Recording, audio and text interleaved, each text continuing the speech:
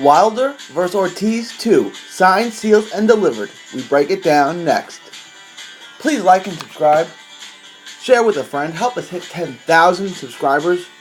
Welcome, welcome, welcome. Welcome to another episode of Tuesday Night Fights. Deontay Wilder and Luis Ortiz, the rematch is official. It looks like we'll be going to the Staples Center in LA in September. That has not been finalized. The details have not been finalized, but the fight is official.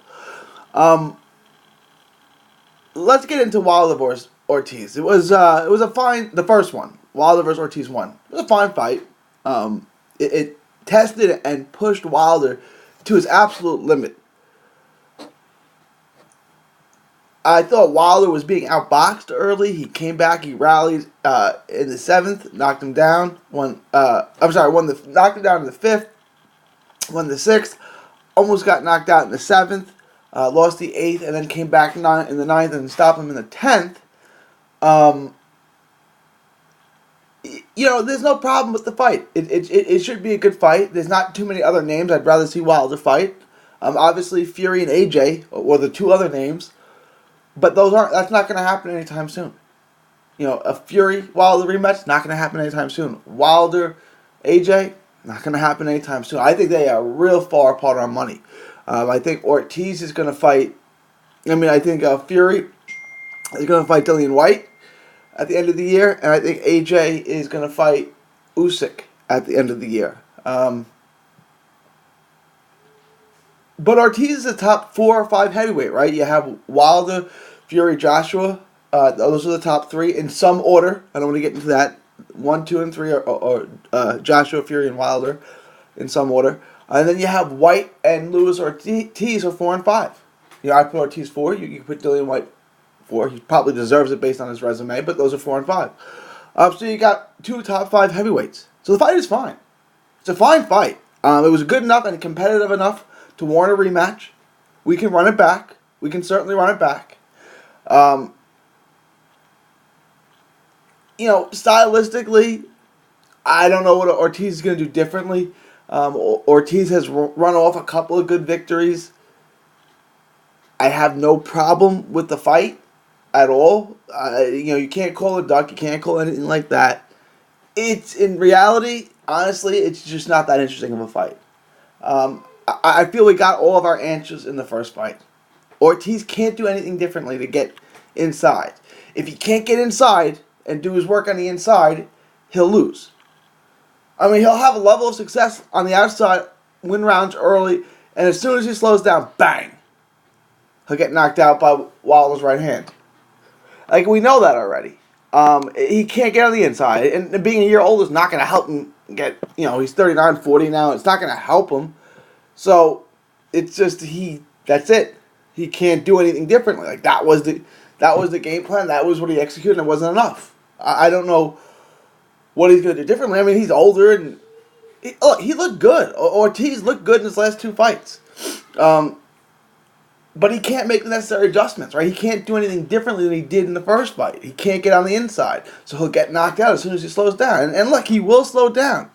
Ortiz ran up impressive wins over Kaufman and Hammer, but nothing to suggest he can beat Wilder. And he also faded late against Hammer. And I was not one that got on him for not knocking out Hammer. I really don't care. I'm not in love with the knockout. I don't care if you knock people out. It helps. It puts the heavy hitter away. But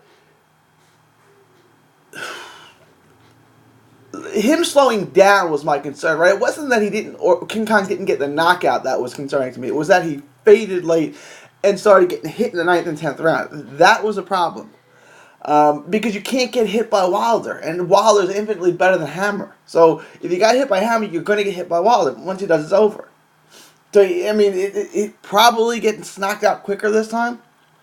Unless he can get back on the steroids. If he can get back on the steroids and increase that endurance, yeah, he can win. Because he can outbox Wilder. He can outbox him all day like we saw in the first couple rounds of the first fight. But once he slows down, it's over.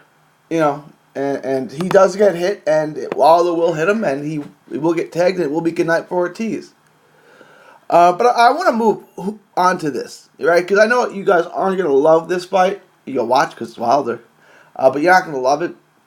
Let me ask you this: who would you rather see him fight? Fury and Wilder? Not going to happen. AJ and Wilder? Not happening either. I don't think that's going to happen anytime soon. Just by the way, so it is what it is, right? Who would you guys rather see him? If not King Kong Ortiz, who's better? Kanaki, Charles Martin? I mean, the PBC doesn't have a deep stable of heavyweights. F.A. Ajabe is not ready, so don't say that. They don't really have anyone to throw his way. Areola? Areola rematch? Is that what you want? So let's see it, right? So let's see the Ortiz fight. It'll be a compelling fight. It'll be an interesting fight to a degree. I think we all know how it ends. But just don't put it on pay-per-view. Let us watch it on Fox or Showtime, and let's do that. Put this fight Fox, Showtime. You'll get a ton of viewers. Wilder will get an exceptional knockout. Look, as long as Wilder wins, it means he got an awesome knockout. Knockouts are abrupt by nature. He's one of the biggest hitters in the history of the heavyweight division. He's definitely the hardest hitting heavyweight in the sport today. So, look, when he gets a win, it's impressive, right? I mean, he can get outboxed round after round after round, and then land that right hand and the fight's over. So that right hand is unique. I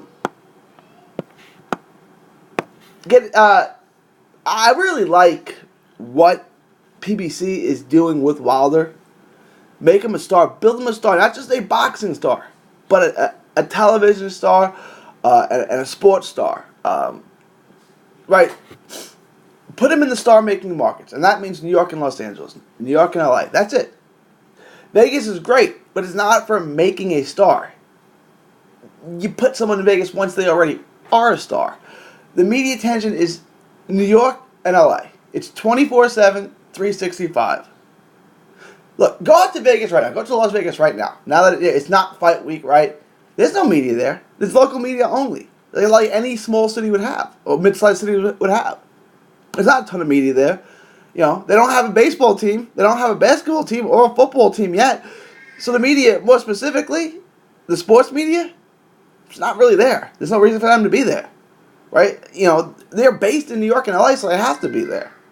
And sports in New York and LA is around the clock, 24/7, 365, and all the media outlets are there. It's where you make stars, right? It's like why Kevin Durant's going to New York. It's why LeBron James went to LA, because that's where you become a star.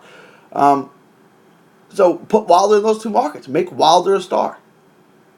So I like it. They can start hyping and selling it immediately. Like, if you put the fight in Vegas, you can't really hype and sell the fight till fight week. In New York and LA, you can do it starting now. So start hyping it now. Put it in LA. Sell the fight now. Go on the shows, the ESPN shows, all the local shows, all the network shows.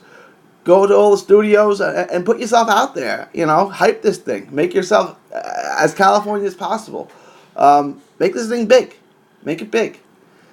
And the only way to make it as big as possible is to put it in one of those two big media markets, New York or LA. And they, and he's going back and forth. He fought in LA against Fury. They went back to New York. Now he's going back to LA. I like what they're doing. I really like what they're doing. So my official prediction on this, I'll give it now. And I think Wilder. So how should I say this? I think Ortiz will fight the same way he fought the first time. I think he'll put some rounds in the bag. He'll win some early rounds, and he'll run into it in the seventh round. I'll say Wilder finishes him quickly and abruptly in the seventh round, and that's it. He was outboxed. I'll say Wilder's outboxed most of the fight. Ortiz tries to get on the inside, and bang, that right hand comes, puts him down and out in the seventh round. I don't know what else Ortiz can do. He fought the fight that he can fight, and it wasn't enough. It's not going to be enough now that it's not going to be enough the second time either. So he loses, but it's an interesting enough fight. I'll take Deontay Wilder by knockout in round number 7. Please like and subscribe. Help us hit 10,000 subscribers. Leave us a message. Share with a friend to help us get to that 10,000 number for another episode of Tuesday Night Fights. From Texas to the world, this is 3D Boxing saying thank you and God bless. Enjoy 3D Boxing vlog videos? Show us some love by clicking the like button. Don't miss a tweet, post, story, or video. 3dboxingblog.com is also on Facebook, Twitter, and Instagram. Hit the subscribe button now to stay inside the ring.